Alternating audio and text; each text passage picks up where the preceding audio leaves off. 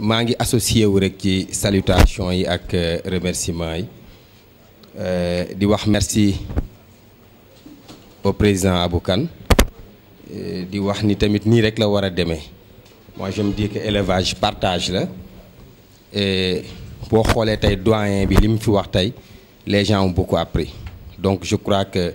il faut que session yu mel nii continuer comme ni nga ko waxee à travers le Sénégal.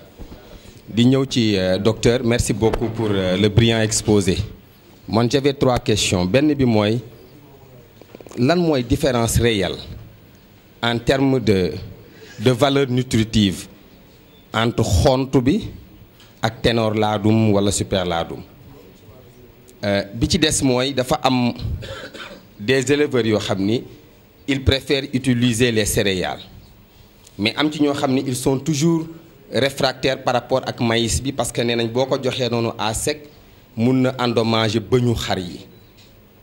loolu lan moo ci sa point de vue ma dernière question moom mooy par rapport ak alimentation xar bi bu nekkee en gestation am na ñu ni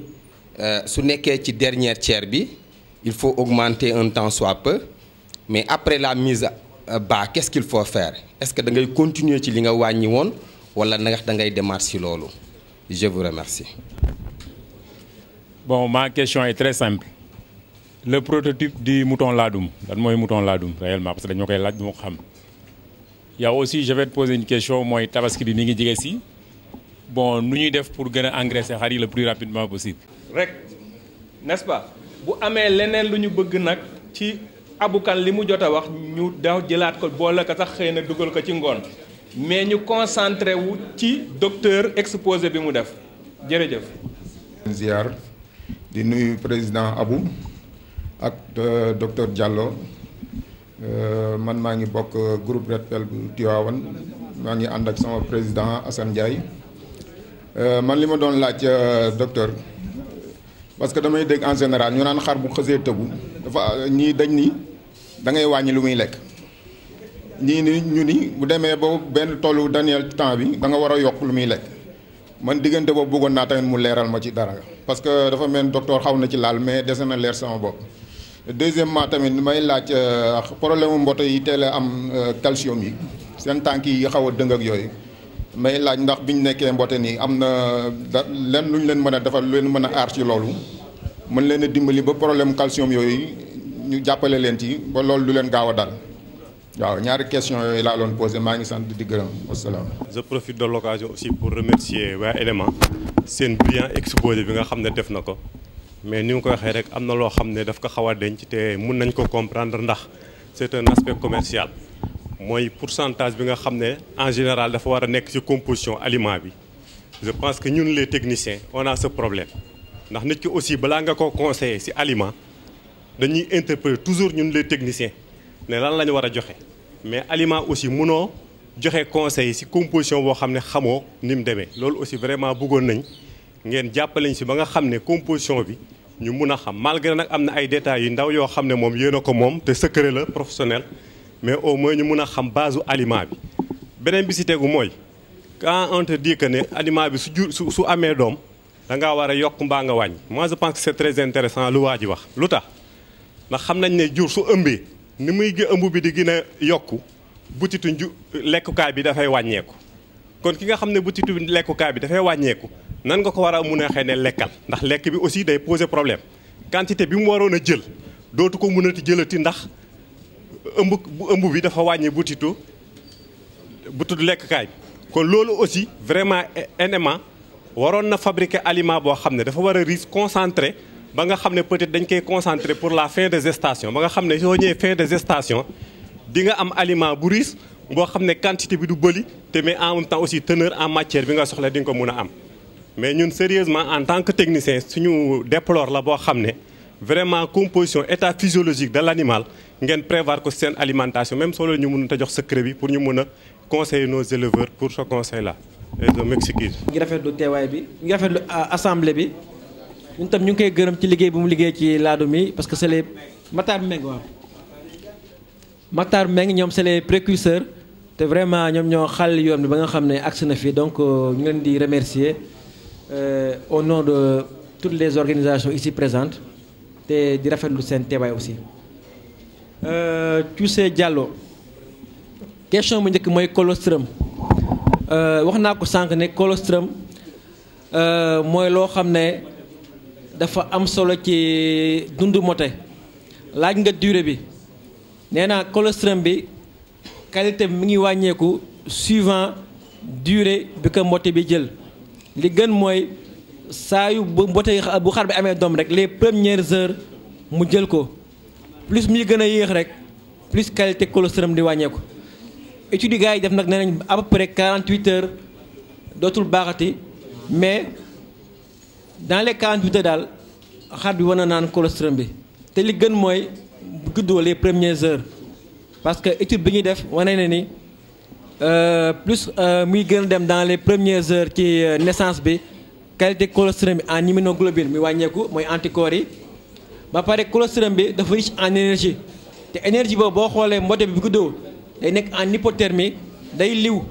donc bu nampee colostrum boobu dina ko aar ci liw bi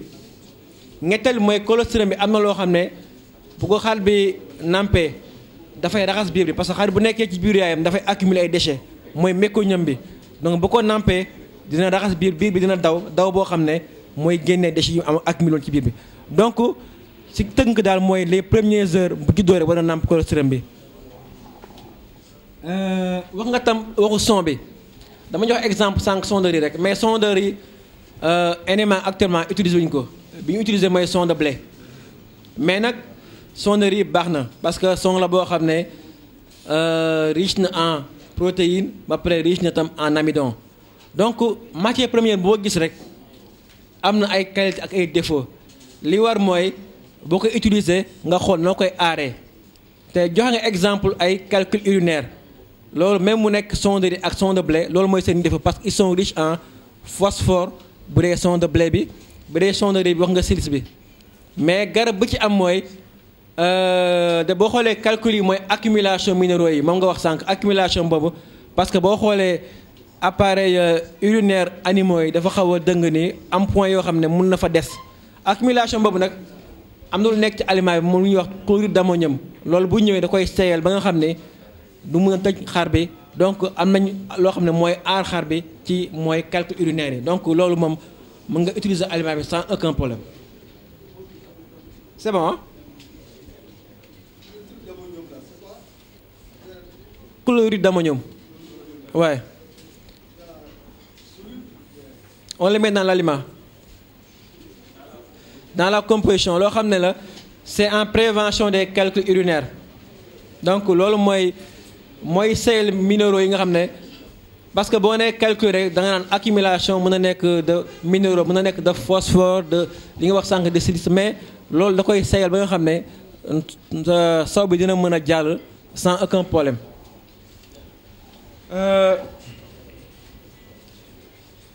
Mamadou Diagne wax na si super laadum bi nee na problème jaare yi bon loolu tam ça peut être dû à quantité bi ñuy lekk xam nga boo nee jaare rek y a plusieurs causes mën na nekk contamination aliment bi mun na am fi nga ko stocké mu am ay problème de contamination croisée mën na nekk xar bi comme mbote kii da biir da ko yàpp mën na nekk jaare agneau yi donc y a plusieurs causes yoo xam ne il faut ñu saytu ko bu baax pour mën ko xam parce que aliment li ñuy def mooy dafa am traçabilité bu loo génnee dañ koy daté xam comme ça su amee problème rek dañu mën a revenir ci production bi ak ci formule bi donc li ñuy def mooy bu amee problème ci benn aliment dañuy xool ñëpp ñi nga xam ne jël nañu même aliment même lot bi def recensement xool est-ce que problème bu am na foofu bu amul foofu na ñu xam ne du aliment bi parce que bergerie yi bëri na mais ute na donc on va essayer de suivre le problème xool est-ce que c'est chez nous ou bien c'est spécifique à vous. wax nga tam maintien ñaari gamme yi mooy ñaari produits super ak Teknolaadum parce que NMA dafay amoon Teknolaadum jënd sant na am super laadum ku ci nekk am éleveur yoo xam ne moom lañ tàmm def am na éleveur yoo xam ne boo leen waxoon léegi Teknor tàmmuñu ko miinuñu ko du question baaxul mais question choix la boo nee super laadum am na ñoo xam ne moom lañ tàmm jox seen xar yi donc question de choix la. éleveur bëgguñu ko xañ mooy liberté de choix boobu moo tax on maintient les deux produits en ndogma ak yokk qualité bi parce que NMA amul intérêt jënd Centenaire pour wàññi qualité Super Ladoum parce que bu jarul tam mooy perte donc on fait tout ba nga xam ne qualité bu mu amoon bu yokkul du wàññeeku. problème bi nga wax nag mooy problème ba muy gaaw a toj loolu tam mën na nekk ci problème transport bi problème de logistique problème de stockage parce que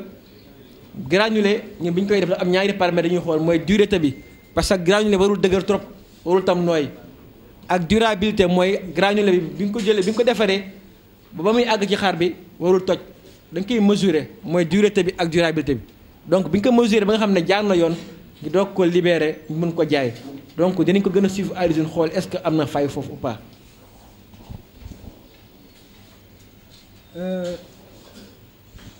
Monsieur Abdou Aziz Ndiaye moom laaj na différence entre xont ak Super Ladoum ak Ténor.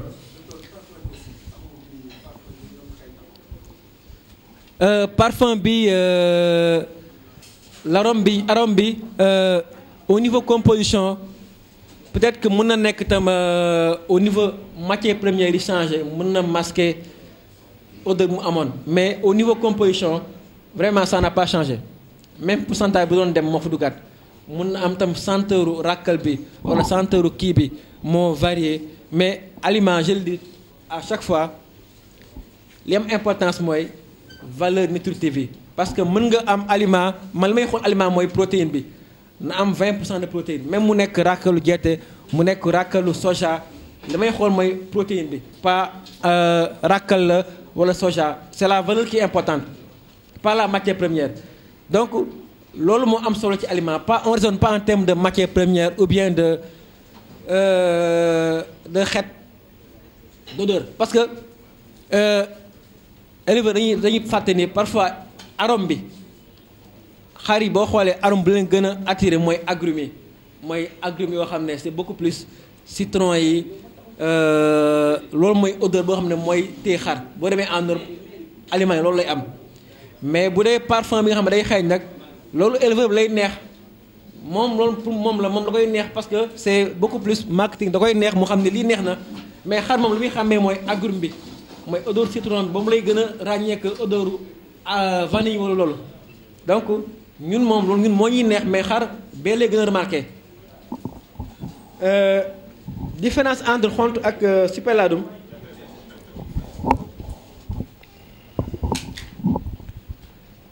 entre Super ak Ténor Ladoum ak xont boo xoolee xont bi à peu près ci protéine am na 15 bële mi ngi ci 20 donc protéines yi Ténor wala Super ñoo ëpp protéine énergie bi bii bu nekkee 0,78 yële ñu ngi ci 0,80 wala 0,89 ñoo ëpp énergie donc xont Super ak Ténor ñoo ëpp énergie ñoo ëpp protéine xont donc loolu mooy seen différence moo tax njëg bi am différence parce que moom ñoo gën a riche que ñoo gën a riche xont. bon laaj na boo amee aliment ñu la nga yokk est-ce que am na ñu koy digle bon man xam naa éleveurs yoo xam ne aliment kese la ñuy joxe te ñu ngi am résultat lépp loo gis rek question de choix la ak de maîtrise parce que ki lay wax nga yokk dara ci aliment bi li ngay yokk vraiment bu doon loo xam ne sax un paramètre loo xam day fixe mën nga ko yokk mais loo xam ne day varier parce que booy yokk maïs boo xam ne mën na nekk tey 7% de protéine suba bu nekk 10% du yokk boo xam ne c'est vraiment scientifique parce que yokk bi ngay yokk itam mesurer wa quantité bi ngay yokk est-ce que quantité bi itam ñaata nga war a yokk est-ce que c'est fixé c'est mesuré scientifiquement donc c'est suivant les expériences kii mën na sentir ne moom am na xaram boo xam ne mu ngi doon yokk ràkkal xar bi gën a rafet est-ce que loolu moo tax xar bi rafet parfois c'est le hasard mais li gën a wóor mooy aliment concentré dañ ko defar ak valeur protéine boo xam ne c'est constant valeur énergie boo xam ne c'est constant valeur minérale boo xam ne c'est constant yow am nga sa xar da ngay joxe suivant la quantité bi ñu soxla ak âge bi mu toll loolu laa gën a wóolu que di yokk ràkkal parce que kii nee na mi ngi yokk ràkkal wala kii nee na mi ngi yokk blé kii nee na mi ngi yokk laalo loolu c'est très aléatoire c'est suivant des c'est subjectif li gën daal mooy aliment concentré nga joxe ko joxe ngooñ joxe ndox di changer la quantité wax na tam gestation bi le dernier tiers am na ñoo xam ne dañuy wàññi parce que kii wax na ko sama confrère technicien bi xar bi boo xoolee ëmb bi 5 mois la nee nañ 3 premiers mois yi boo xoolee xar bi li muy lekk ak bi mu ëmbalee ñoo tolloo donc même besoin d'entretien la mais ki 2 derniers mois yi foofu la li mu ëmb di màgg à 80%. wax na ko sànq moom ne y a une compétition volumétrique mooy bitul jurukaay ak bitul lekkaay bi dañuy compétir mais ça veut pas dire que xar bi warul lekk xar bi dina lekk lekkam day yéex da pare dafay tayal donc li gën mooy da nga koy ber muy lekk aliment bu concentré donc aliment bu concentré mënul dépasser aliment teroon ak super laadum donc loolu c'est des aliments très concentrés bu dee dañu nar a créer aliment bu beesam da ngay yokk gamme bi et ça devient difficile à gérer en usine c'est des aliments très concentrés li ngay gérer mooy xar bi bu ëmbee da nga koy ber il faut alloter dernier tiers gestation bi lekkam yéex na muy lekk suivant son rythme ak suivant ses besoins.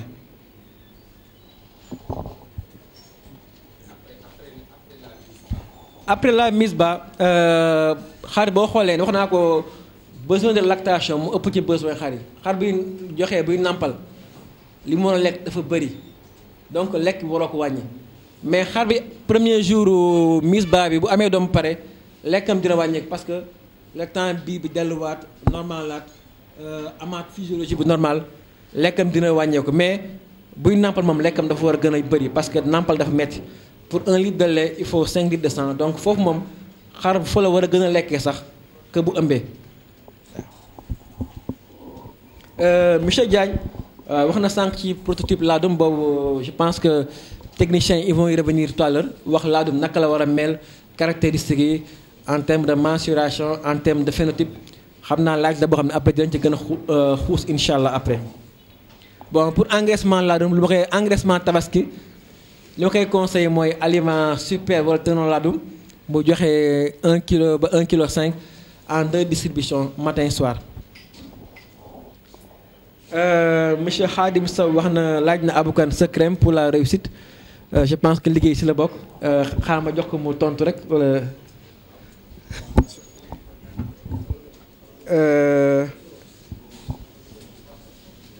Bon loolu c'est la même question la même réponse mooy aliment bi ñun dañ koy defar ba nga xam ne c'est un aliment complet équilibré surtout équilibré lépp looy yokk rek yaa ngi déséquilibré xanaa nga yokk protéine bi yokku énergie bi nga xam ne ñoom ñaar dañuy yokkandoo mais boo yokkoo énergie bi wax naa ko sànq xar bi dina gaaw a suur am carence en protéine am carence en minéraux boo yokkee protéine bi xar bi tam da koy éliminer parce que soxla ko mënu ko garder xar mënul denc protéine nga yokk énergie bi dina gaaw a engraissé wu bu tëboo parfois mu am problème mu jàpp donc problème la yoo xam ne vraiment c'est difficile à résoudre li gën a simple mooy joxe la ration bi nga xam ne mooy concentré normal bi bu amee problème nga woo sa fournisseur ne ko sa aliment bi baaxul sama xar bi am na problème màgg mu jéem ko corriger là au moins di nga xam la cause bal la. Gestation mooy moom laa wax sànq 5 premiers mois yi te li jiitu mooy notre état corporel mooy xar bi da nga war a xam est-ce que dafa engraissé wu trop wala dafa xiibon ci foofu nga mën a basé wu pour alimenter femelle bi bu dee xar bu engraissé wu trop jarul nga koy alimenter lu bëri parce que am na toxines yoo xam ne ngi juddoo ci engraissement xar bi parce que foie bi day dem ba am stéatose am graisse bu ko muur du mun a jouer son rôle donc de sur la glucogénèse ak glucogénèse bi nga xam ne du mun togg glucose bi nga xam ne foie bi day am problème donc loolu ma indi toxine boo xam ne foie bay am stéatose donc alimentation c'est à la carte il faut nga am vétérinaire day ñëw xool xar bi est-ce que dafa suur trop wala suurul suivant foofu nag foofu ngay mën a alimenter mais de manière formelle mooy xar bi 5 mois yi 3 mois yu njëkk yi amul ay besoins yu bëri donc jarul engrais alimentation bu bëri mais 2 derniers mois yi foog ngay mën a alimenter foofu lay mën a préparer le fœtus ba nga xam ne su juddoo dina am un poids normal. Deuxième laaj Mamadou Ndiaye bi boobu j'ai pas bien noté je pense c'est le calcium ou bien calcium kii mbote yi waaw bon je sais que kii bi aliment bi am na calcium yi nga xam ne moom la yaay gi soxla donc mboote bi su amee un problème calcique mën na nekk ci li muy nàmp doyul mën na nekk un problème pathologique wala mu am hypocalcémie donc yooyu yëpp dafa nekk un problème global parce que il faut nga ñëw ba ci mbaar bi rek nga mën a spécifier problème calcique fan la jógee def benn kii boo xam ne analyse boo xam ne di nga mën a teggi bu ki nekk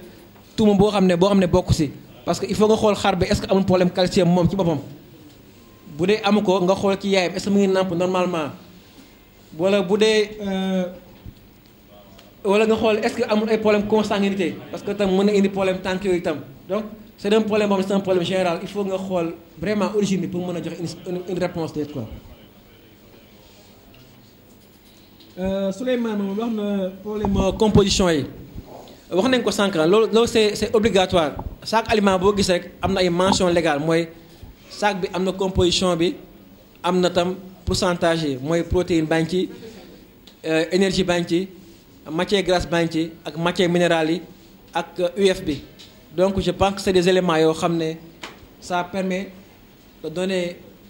une ration boo xam ne c'est à peu près loo xam ne xar bi moom la soxla rek mais s'il y a des informations yoo xam ne c'est à titre complémentaire nous on est disposé pour jox la ko mooy lépp loo xam ne soxla nga ko pour conseiller tes éleveurs dañuy nekk à ta disposition pour jox la ko sans aucun problème donc je pense bu dee amul ay précisions loolu mooy laaj yi fii kii woon na. après Abdou Aziz Kane moo ci topp voilà. Petite question par rapport à son intervention parce que j'ai cru comprendre sànq bi ngay def sa exposé que da nga ne les valeurs nutritives des aliments des intrants ci super laadum bi seen valeur day varier mën na varier du jour au lendemain si j'ai bien compris sa intervention. waaye matières premières yi quoi moi j'ai compris comme par exemple maïs wala yu mel noonu quoi donc il y a certains éleveurs yi nga xam ne dañu am tendance dañuy stocker aliment sur une certaine période donc est-ce que loolu c'est bon ou c'est pas bon parce que man j'ai remarqué une fois que aliment bi boo ko dee jënd bu nekkee ki lay jaay daf koy soog a jënd odeur beeg yooyu donc mooy ëpp boo ko stocké sur une certaine période day wàññeeku mais nag je sais pas ndax valeur aussi énergétique gu aliment bi day décroître par rapport à cette période là quoi c'était ça ma question. di nuyu aussi Abou Kane président FENAFO ak ki mu àndal le grand maa lay nuyu maa lay doog a gis nii quoi bon maa ngi jégalu aussi dama ñëw en retard parce que dama jógee Dakar ni yegg si parce que je sais pas xaw ma su fekkee li ngay abordé dina fekk waxoon nañ ko ba pare mais surtout c'est par rapport à deux choses bon la FENAFO qui est une faîtière une fédération qui regroupe donc des associations benn c'est d'un point de vue organisationnel en termes donc de méthodologie de travail la relation qui existe entre li nga xam ne moom mooy FENAFO ak REIT surtout yi demee nii donc y a-t-il des objectifs donc le programme qui a été ficelé au niveau donc de la FENAFO ni ñu koy dérouler au niveau donc de REIT au niveau donc de la base li nga xam mën nañ jàpp ni c'est en quelque sorte au niveau donc de l'exploitation ban relation moo exister pour ñun ñi nga xam ne éleveurs yi lan la ñuy séntu parce que on attend beaucoup de REIT et de la FENAFO ci surtout yu demee ci affaire bi nii mooy wàllu renforcement de capacité mais beneen affaire bi je pense que tey NMA est en partenariat avec la FENAFO le secteur donc du ladoum les éleveurs en quelque sorte ñun on est en circuit donc de distribution lan lañu war a mën a séntu ci FENAFO mu war ko mën a nit lijjanti ba nga xam ni que dina am un circuit de distribution en interne au niveau des associations ba nga xam ni que le coût ou bien donc le prix des produits dina yomb ci ñun ñi nga xam ni ñooy éleveur benn association mun ci gagner FENAFO mun ci gagner merci beaucoup. bu baax maa ngi nuyu ñëpp nag jarul sax may wax kii je salue tout le monde ñi fi dajaloo ñëpp jiital ci nuyu bi nag xabaan kan sama xarit maa ngi lay doog a gis dama génnoon doon jëli sama permis de conduire moo tax ma tardé demande question yi man ñetti question rek laa am mais NMA laa koy docteur Konaté bon moom laa am question yi ma koy demandé maa ngi laaj bon aliments yi ngeen di liggéey ban moo ci gën non c'est très sincère parce que am na bu gën ci mbote am bu gën ci xar bu jigéen am bu gën ci maal il faut nga wax ñu ni mbote nay lekk lii xar bu jigéen lii gën ci moom xar bu góor lii moo gën ci moom parce que tollewul âge ndax da ngay am sa doom di ko jox meew am sa beneen doom nga di ko jox sandwich am keneen paa bi di lekk ceeb kon normalement aliments yi war nañ seet ba yi ci gënante kaw ci xar yi muy beneen question bi mooy waaw njëg gi moom kañ ngeen jël décision pour wàññil ñu ko nag pour mu xaw a sauver tuuti. Troisième question bi mooy aliment bu ngeen ko dee composé da leen fexe ba mu am calcium wasalaam. peut ne pas comprendre man dama bëgg vraiment ñu expliquer terme yooyu pour que l'éleveur lambda xam ne bu lu muy def apport en énergie nan la koy defee énergie bi na lan la. Ensuite beneen question bi moo di boo seetee saaku aliments yi dañuy joxe ay valeurs humidité tant de pour cent protéine tant de pour cent AD3 tant de pour cent ou bien tant d'unité mais kooku vraiment man gisuma ko bon la même quantité de lait bu ma doon am avec yeneen aliments yi moom laa doon am avec kii dans les mêmes conditions dans des conditions d'utilisation yoo xam ne qui étaient définies par EDEMA donc man dama defe ne pour l'intérêt vraiment de l'éleveur il faut que et ça je m'adresse à FENAFO mu am une autorité qui contrôle qui pour que au moins les intérêts de l'éleveur soient pris en compte pour que bu ñuy jëndee benn aliment bu ñuy wax ne dana indi temps de. am ñëpp yàlla defal leen xéewal parce que ñun ñii ñëpp dañuy liggéey ci xar yi waaw man sama question benn rek la parce que dañuy jënd xar yu cher sonn ci bu jënd ko buñ paree dañuy investir di ko dundal di ko toppatoo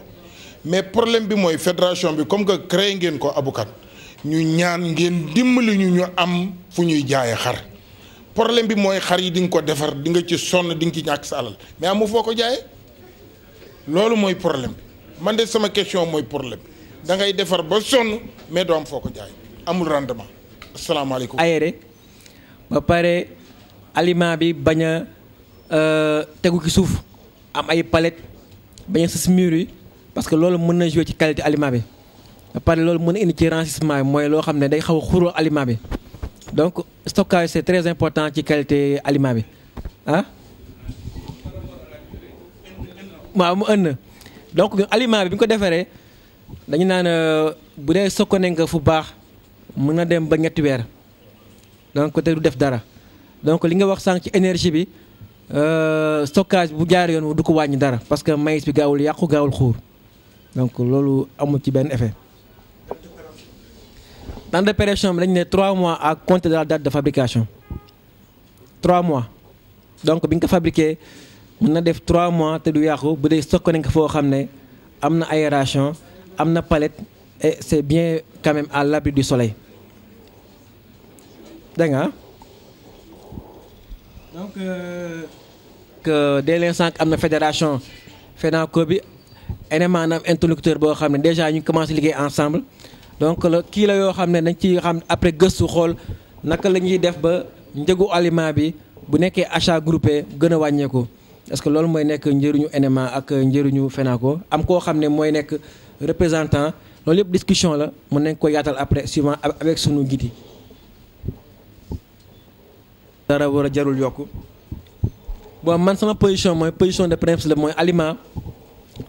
aliment bon c'est un médicament. mënoon am pharmacie jënd garab ne lañ kiy yokk leneen l'aliment c'est le premier médicament ñun ñu koy defar dañ ko defar suivant une dose boobu nag mooy quantité bi xar bi war a lekk su ko lekkee dina ko jëriñ pour ses besoins parce que xar c'est des besoins de croissance besoin d'entretien besoin de reproduction besoin de lactation mooy li muy soxla pour màgg pour am doom pour am meew loolu mooy njëriñu alimentation. su ëppee amul njëriñ mooy pertement xaalis su manqué mën na indi jàngoro donc loolu nag aliment bi ñu defal nga xam ne aliment équilibré la en termes de protéine bon monsieur Diallo laaj na ma ko sànq ak énergie loolu xam naa si ñëwaat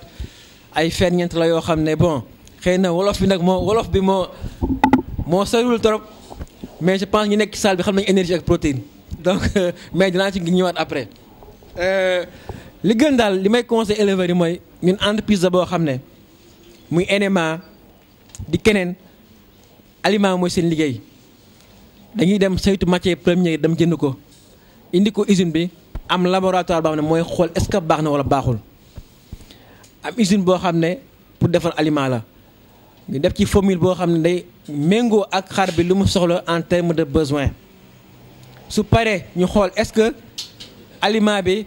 baax na wala baaxul ñu doog koo jaay donc am nañu responsabilité boobu loolu suñu responsabilité loolu nag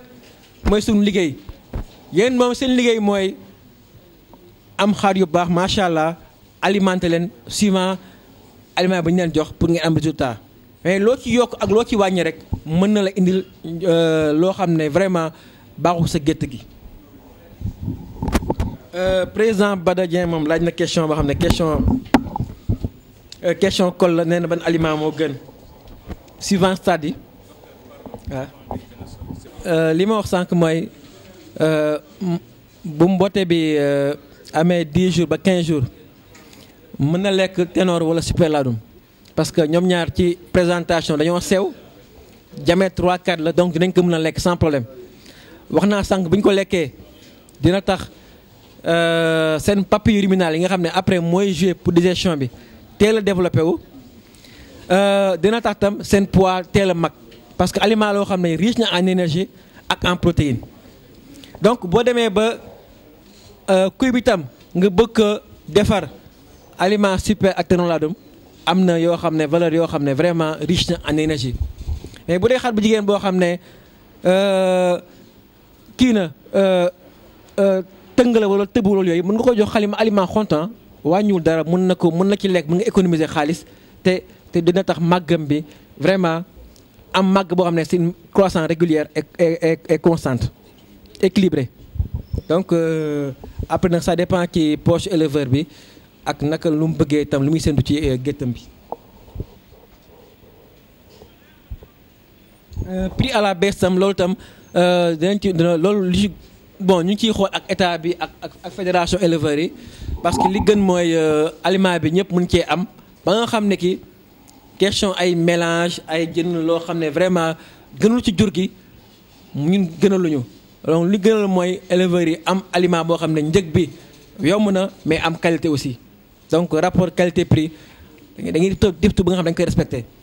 xam nga Sénégal lu compliqué mooy maïs bi dañ koy jéggaani dañuy jéggaani yu bëri yoo xam ne à part ràkkal bi fii lañ koy defaree mais bu état bi jàppee ci politique développement culture maïs dina am rôle bu mu joué bu baax boo xam ne dina mën a permettre njëg yi wàññeeku donc loolu on va le faire en concertation ak yéen ak état bi. Calcium am na ci aliment bi calcium mi dama ko fàttee wane sànq am na ci aliment bi bon aliment bi am na calcium am na phosphore tam ak yokk ko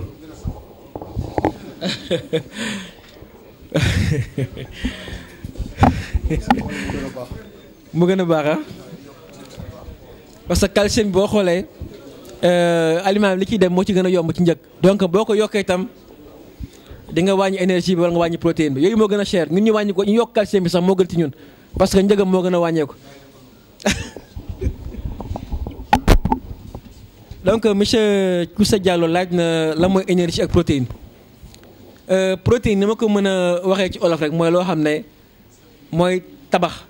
parce que boo xoolee xale buy jëm mag protéine li gën a soxla ba nga xam ne moo koy taxawal mooy taxawal carcasse bi ba nga xam ne taxaw na. énergie nag mooy indi engraissement mooy indi doole mooy lépp cawarte mooy presque carburant organisme bi donc loolu mooy énergie ba énergie lu koy lépp lu ko indi mooy pepp donc mooy indi énergie muy maïs muy blé muy sorgho donc loolu mooy indi énergie mooy indi xar bi am engraissement muy duuf loolu mooy énergie protéine nag mooy indi ci meew bi mooy indi qualité protéine mooy indi qualité taux protéique bi donc mooy indi dëgëral bi boo xoolee mbote protéine lay gën a soxla pour dëgër au départ mais plus muy dem plus besoin en protéine di wàññeeku besoin en énergie di yokk donc loolu mooy nit plus ngay dem protéine di wàññeeku en besoin plus besoin en énergie du yokk donc loolu mooy nuance bi entre les deux. wax nga tam point contrôle aliment bi bon loolu moom rôle kii la rôle état la état mooy contrôler même aliments yi mooy contrôler même médicament pharmacie yi mooy contrôler xar yi donc boo demee abattoir état mais loolu rôle état la ñun lu ñu mën mooy defar loo xam ne yaakaar nañ ni baax na ba pare ñu koy jënd yaakaar ni baax na di def nag saytu bi loolu état moo ko mën def parce que on peut être juge et partie ak yéen itam bon fédération bi tam loolu mën na bokk itam si ay mission mooy def un cahier de charge ne aliment ñi la war a mel aliment ovin bëgg nañu am tant de protéines énergie temps calcium temps loolu tam mën a bokk seen liggéey après état bi jàpp si mais ñun moom lu ñuy def mooy defar loo xam ne yaakaar nañ ni baax na dina xam ne dina yokk suñu taxawaay loolu mooy rôle NMA. ba wax nga tam sa expérience bi nga am en production laitière mais xam nga loolu c'est bon c'est relatif parce que nit ku nekk appréciation bi ngay am sa élevage mën nga defar un aliment ak ñu proposer la une ration boo xam ne war na la mën a defal 20 litres de lait nga am en deçà mën na nekk un paramètre qui a bougé c'est très relatif avec le recul mën ma joxe benn explication mais ce que je sais mooy man damay dem chaque mois les du berger ñoo leen di suivre depuis des ans. ci xalaatam ndax wax ji mënul nekk waxu technicien kese mais éleveur bi tamit xalaatam expérience am yëpp a ngi ci biir ma bàyyi kàddu gi ak docteur Diallo mu def benn introduction bu ndaw après ñu commencé way ku njëkk a ñëw ku xamul laadum lu mu lay njëkk a laaj lan mooy laadum ñun ñi suñ biir sax dafay am ñoo xam ne léeg-léeg dañ lay interpeller lan mooy laadum donc c'est important na comme on va vers ça dañuy liggéey pour caractériser ko pour homologuer ko baax na ñu waxtaan si tuuti jéem a ubbi débat yi donc tey ñëw ñu fi pour ne laadum en définitive nii lay mel wala suñu ko caractériser lii mooy nekk caractères yi wala nii la wala na le dañuy ubbi benn piste rek de réflexion bi nga xam ni bon day door tey mais xam naa kañ lay jeex di su commission bi pare liggéeyam donc loolu rek laa si bëggoon wax bàyyi experts yi ñu développé. fekke na ko début ba léegi am na loolu chance la pour ñun ak doyen yi fi nekk yëpp Mbaye Cissé du gan ci élevage bi Amadou Ndiaye également ak Tidiane Ngom ñoo ñëpp yaakaar naa fekke nañu presque début élevage boobu donc ñu bëggoon ñu wax ci rek yoon yi mu jaar ba tey bu ñu paree ci loolu comme ñi laadum bi soxal dañu dafa bëri parmi ñoom waa ISFAR de Bambey am na Souley Ndiaye mi def na ci liggéey ci mémoire am je crois que aussi dina ci ñëw ci contribution par rapport ci gëstum yi mu ci defoon lu mu ci jot a am docteur Nicolas Diegnoum aussi travaille na ci ak ay étudiants te am na projet également indil ñu yeneen étudiants ñu liggéey ci mbirum laadum bi bala ñu yegg foofu également au niveau de la FENAFO am na commission technique bi nga xam ne man maa ko jiite et scientifique bu war a liggéey ci mbirum laadum def caractérisation bi ci liggéey boobu nag comme ni ko Abou waxee dañ ci boole association yëpp ku ci nekk indi sa représentation ndax association bu nekk am na commission technique ku ci nekk dina représenté wu ci biir loolu ministère de l'élevage ñëw fekk si ko institut de recherche ak école yëpp ñu boole leen ci pour que bu ñu defee standardu laadum bi mu doon li nga xam ni ñëpp lañ ci associé muy doon li nga xam ni ñëpp dinañ ko mën a nangu. bu ñu paree ci loolu aussi on a essayé de prendre quelques photos ci xar yi nga xam ne yàggoon nañ leen dégg ak xar yi nga xam ne à un moment donné fekk nañ leen fi amoon nañ seen photo ak benn éleveur bu nga xam ne aussi jël nañu ay xaram boo ñu wone ko ku ci nekk aussi wax xalaatam par rapport ak xar yooyu ak ni mu xalaatee ni moom lay laadum di mel. donc premier point bi dama bëggoon rek ñu wax ci précurseurs yi précurseurs yi laadum moom fii ci Sénégal élevage bi ci gën a yàgg bi ñu xam élevage yu le doyen Sada Sy la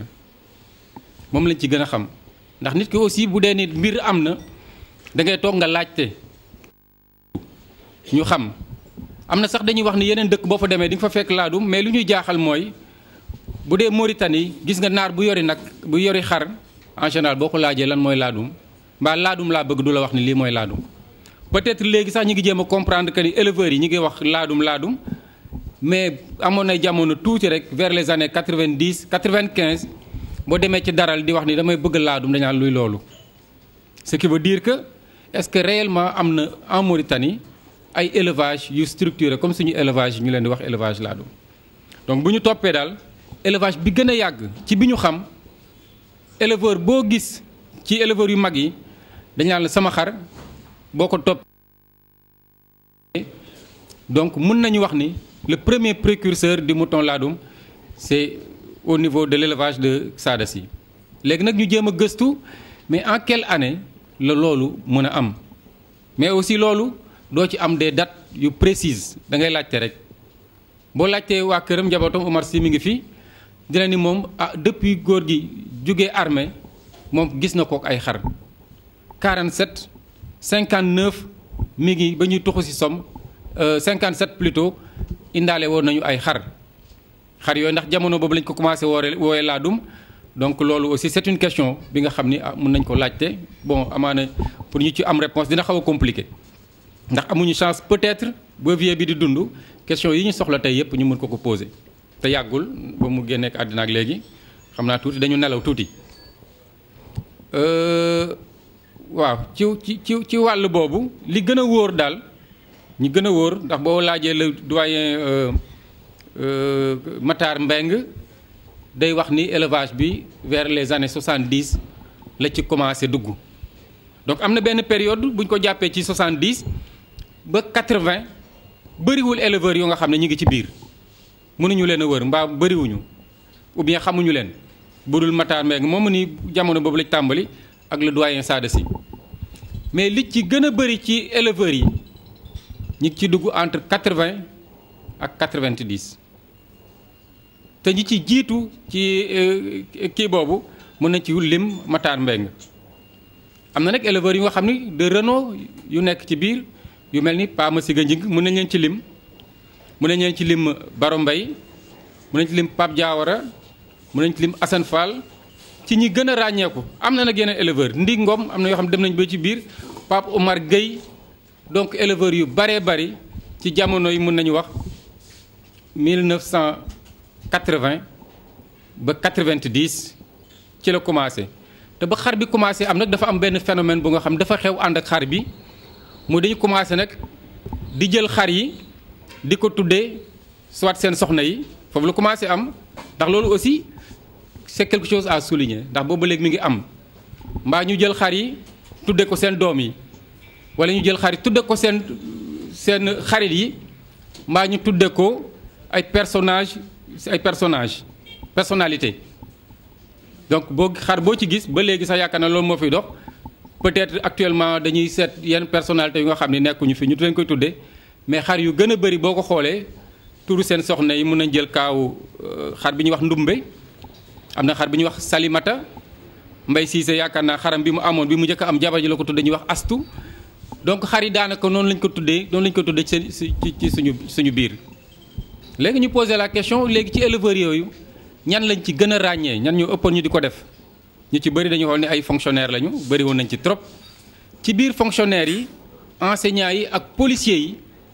ñoom aussi également bëri nañ ci trop loolu aussi il faut qu'on se pose la question pourquoi il y avait beaucoup de policiers boo xoolee vieux Sada Sy mën nañ ko boole ci loolu Pape Diawara mën nañ ko boole ñoom Tidiane Ngom mën nañ ko boole ñoom Mbaye Cissé mi ñoom Moussa Diop ñu ci bëri nañ ci enseignants yi donc y en avait ñoom Baro Mbaye Gallo Ndiaye Kader plutôt etc donc il y avait des enseignants parmi ces éleveurs là